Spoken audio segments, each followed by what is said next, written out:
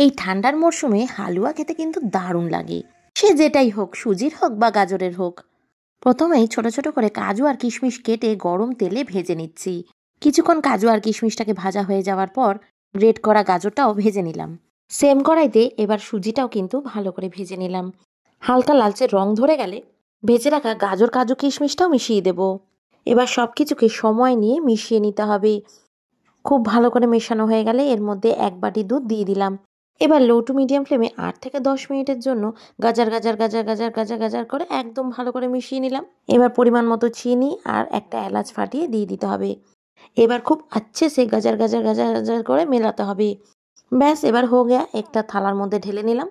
Spatula দিয়ে একটা shape দিয়ে নিচ্ছি চৌকো মতো। শেপ দেওয়া হয়ে গেলেই পছন্দ মতো ড্রাই ফ্রুটস দিয়ে ওপর থেকে সাজিয়ে দিলেই রেডি।